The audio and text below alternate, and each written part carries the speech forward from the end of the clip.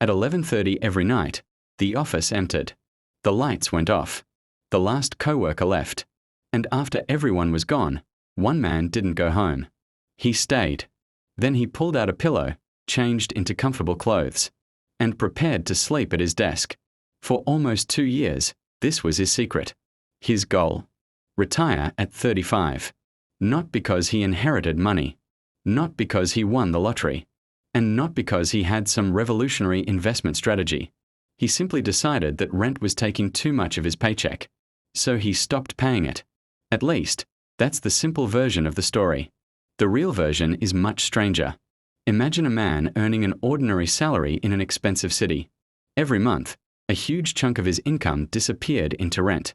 He started doing the math. 1 year of rent, then 5 years, then 10.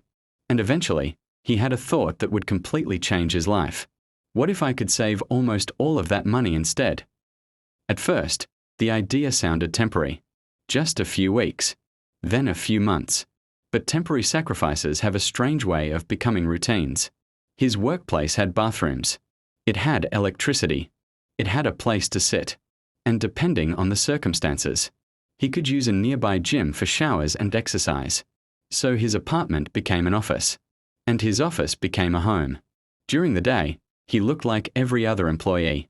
He worked, answered emails, talked to coworkers, grabbed lunch. Nobody needed to know what happened after everyone went home. Then the building got quiet. He would wait. Sometimes he'd sleep at his desk. Sometimes he'd find a private corner.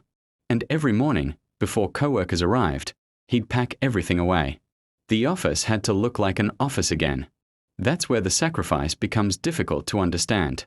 Because saving money wasn't the only thing he was giving up. He was giving up privacy, normal mornings, a real bedroom, a normal social life, and the simple feeling of having somewhere that was completely yours. Imagine getting invited out after work. You can't casually say, "Sure, I'll come over." Because eventually you have to return to the building. Imagine dating someone. How do you explain where you live? Imagine getting sick. Or having a terrible day. Where do you go when the place you're supposed to relax is also your workplace? This is where the story stops being inspirational and starts becoming uncomfortable. Because from a spreadsheet, the decision looks brilliant. Rent saved, savings rate increases. Financial independence arrives faster. But spreadsheets don't measure loneliness. They don't measure stress. They don't measure relationships you didn't build because you were too focused on the goal. And that's the part retire early stories often leave out. Every financial decision has an opportunity cost. If you save more money today, you gain more financial freedom tomorrow. But what are you giving up to get there? For this man, the answer was enormous. 2 years of living an extremely restricted life. But then came the payoff. After roughly 2 years, he had dramatically increased his savings. The money that would have gone toward rent had instead stayed under his control. His financial independence targets suddenly looked much closer. And eventually, he reached the point where working wasn't the only option anymore. He had bought something most people spend decades trying to obtain: control over his time. But here's the question: was it worth it? If you only look at the numbers, maybe. If the sacrifice accelerated his financial independence by years, the strategy clearly had a financial effect. But there's another question. Would he do it again? Because reaching a goal faster isn't automatically the same thing as living better. You could save $30,000 by making your life miserable. You could save $50,000 by never going anywhere. You could retire earlier by sacrificing years you actually wanted to enjoy. At some point, optimization becomes a trade. And the trade isn't always obvious until afterward.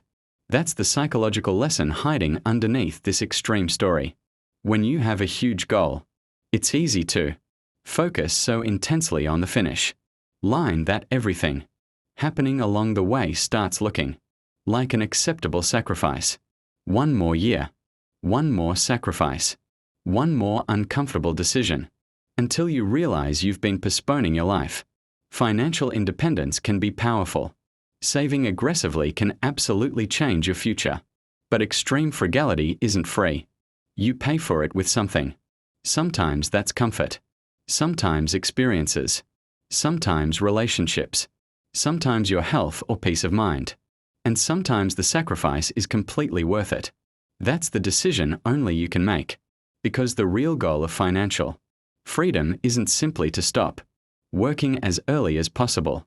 It's to have enough control over your money that you can choose what your life looks like. And maybe that's the uncomfortable question this man's story leaves us with.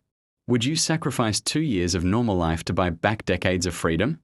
Or would you rather take the slower path and actually enjoy the years you're trying so hard to escape?